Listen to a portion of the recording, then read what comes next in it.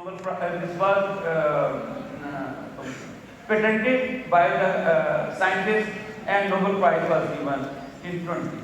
This is a CAS technique. Just मैं आपको बहुत ज़्यादा आपको बहुत बोझल नहीं करूँगा, मसरत के मोटी मोटी बातों पे हम यकीन करेंगे और सिर्फ आपको ये बताना है कि स्टिल दीज आर मोटी मोटी बातें हैं। अब जब टेक्निक के अंदर जाएं तो आपको एक टेक्निक को लगाने में शायद 2 साल लगते हैं। ये वो कैस है जो बेसिकली कैस 9 या कैस 12 है, जो एक खास न्यूक्लियस है, एक खास डीएनए को एक खास जगह तक कट करने में मदद करता है। दूसरा जो है वो आरएनए है जो आइडेंटिफाई करेगा कि कहाँ पे डीएनए का वो सेगमेंट है जहाँ पे उसको कट करना है। और देन ए पैर फोटोस्पेसर एडजेसेंट मोटिव्स हैं लाइक NGP2 कैस 9 जहाँ पे वो जाके तो वो उसको वहाँ पे टच करेगा और वहाँ जाके तो ये मैंने उस डायग्राम में भी बताया कि किस तरीके से कैस जो है वो स्पेस करेगा और वहाँ से वो पीस आएगा और वो आके इसमें बहुत ज़्यादा है कि वो इस सारे को कंट्रोल करना पड़ता है। अदरवाइज अगर वो डीएनए गलत साइड पे जुड़ना शुरू हो जाए और पीस जो है वो गलत जुड़ जाए तो उससे सारी की सारी टेक्निक और उसकी एक्सप्रेशन जो है वो उल्ट हो जाती है। लेटेस्ट टेक्निक जो 20 के बाद आई वो प्राइम एडिटर था, ये और ज़्यादा उसको प्रिसाइज कर देता है। ये सिंगल स्ट्रैंड को काटते हैं क्योंकि जब भी डबल कटता है तो आपसे कंट्रोल करना मुश्किल हो जाता है। आप सिंगल को काटते हैं, डिजायरेबल न्यूक्लियोटाइड का इजाफा करते हैं। पाकिस्तान में कहाँ कहाँ इसकी बहुत सब ज़रूरत है जीनोम एडिटिंग की। आपके एनिमल्स की मिल्क प्रोडक्शन स्पीडली एकदम से जो है वो फास्ट इनहांस होगी। FND और अदर रेजिस्टेंट ब्रीड्स बनेगी क्योंकि इसका तजर्बा हो चुका है और आइंदा से एनिमल्स ही ऐसे आएंगे जिनमें FND जो है वो रेजिस्टेंट होंगे, जेनेटिकली रेजिस्टेंट। और इस टेक्निक की सबसे बड़ी खासियत यह है कि आप एक दफ़ा इस टेक्निक को यूज़ कर लें, जो ऑफस्प्रिंग आएंगे वो परमानेंट नेचर के होंगे और वो सारे रेजिस्टेंट होंगे।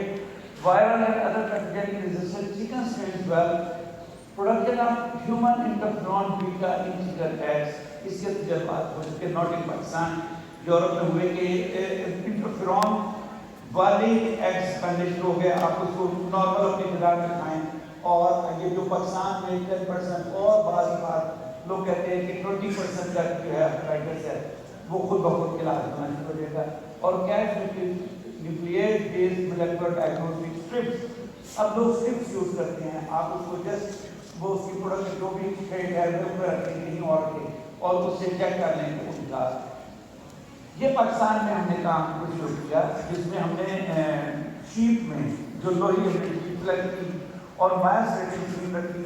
अगर आपने यूरोप की कुछ ब्रीड्स देखी हो तो वहाँ पे डबल मसल्स बहुत भारी किस्म के एनिमल्स होते हैं बेसिकली, और आप हैरान होंगे कि ये सिर्फ एक न्यूक्लियोटाइड में चेंज है। जिस तरह सिकल और हीमोफीलिया में सिर्फ एक न्यूक्लियस का फर्क है और उसको अगर आप ठीक करवा दें इस तरीके से तो ये सारी ह्यूमन की डिजीज का होगा।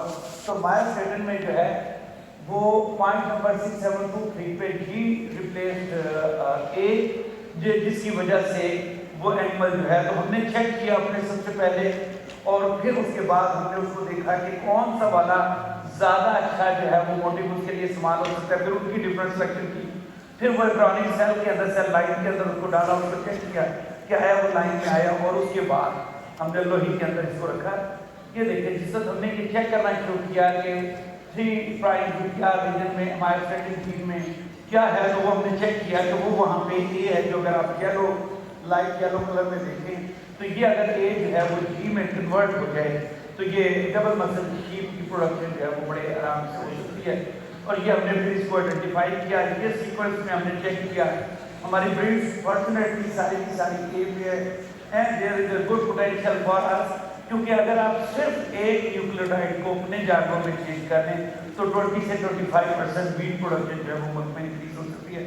अब आप अपनी लाइफ का कैटल और बैफलो और नॉन प्रोडक्टिव या साहिवाल की जो स्ट्रेन्स हैं जो मीट के लिहाज से हैं, अगर आप उसमें ये चेंजेस कर दें आप देखें कितने बिलियन टन ऑफ मीट का ठीक हो।